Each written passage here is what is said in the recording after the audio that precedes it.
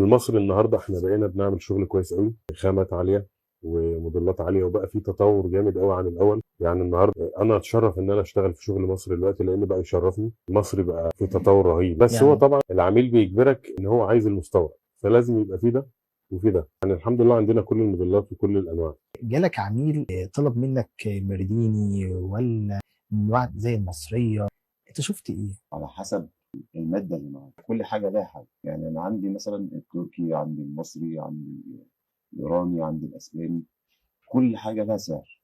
مم. الزبون مثلا لما بيخش أو العميل لما بيخش عليا مثلا بيقول لي أنا عايز حاجة بقد كده، بس يكون شكلها مثلا مناسب لمكان عندي، فبقدر إن أنا أحدد له على مستوى السعر اللي هو طالبه، وبعد كده ببدأ أطلع له الطقم أو الشغل اللي هو يليق بيه. انت جالك واحد عنده فيلا، متجوز جديد، مش عارف هيفرش ازاي، بس خلاص بقى بص انا عايز استلم منك انت الشغل بقى، نظرتك حلوه جدا، فنان في القماش من الاخر، هتنصحني مثلا كفيلا اخد منك قماش بقى احطه بقى في الليفنج، احطه في اوضه النوم، تنصحني بالوان ايه بقى؟ عامة هو كل الألوان الجديدة اللي هي البستاج، الكافيه طبعا جوكر الألوان عامة، يعني الوايت والكافيهات.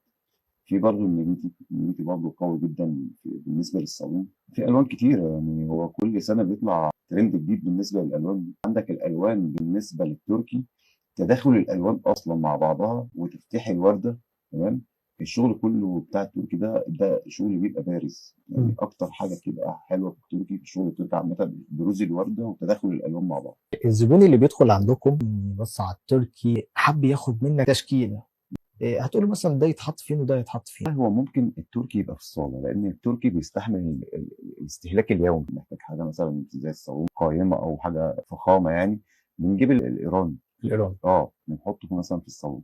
فكل حاجة لها حاجة، يعني كل حاجة لها استهلاك معين. التركي ليه حاجة، الإيراني ليه حاجة، المرديني ليه حاجة، هو كله حلو. لولا اختلاف الأذواق لبارت السلع. واحده قالت لك انا وقعت على القماش ايه عصير بقى، زعلانه، طب اغيره اخد ايه؟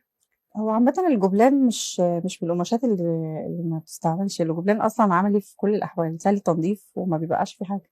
جبلان سهل التنظيف. سهل التنظيف. انا عندي اطفال بيطلعوا على السرير وعلى الكنب وعلى على الحيطان كمان، مم. مش ممكن احط ميه بس ما تتشالش. بس انت قلت في انواع مواد، مثلا ماده كيميائيه اكيد بتشيل الكلام مم. ده، لا زي ايه مثلا؟ يعني انت اي خامه ممكن عايز تعمل لها معالج تتعمل.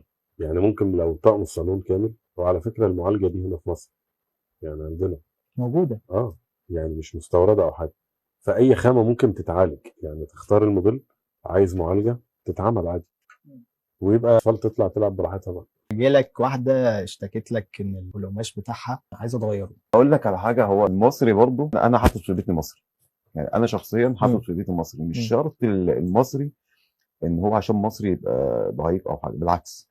على فكره احنا عندنا النهارده المنتج المصري بالنسبه لشغلنا من اقوى كفايه، بس ان هو بقى منافس في السوق. واكبر دليل على كده ان احنا عندنا شركات وعندنا مصانع، بدون ذكر اسماء طبعا، بنصدر بره. يعني احنا عندنا شغل مصري بيتصدر بره دلوقتي حاليا، خطوط انتاج بتصدر بره. عندي عملاء كتير قوي في السعوديه، في دبي، بياخدوا مني شغل كتير مصري. يعني انا اكتر عملاء ليا في السعوديه ودبي وبيتعاملوا مصري. فانت النهارده المنتج المصري بقى منافس حلو، يعني بقى اخد خط يعني انتاج انا حلو.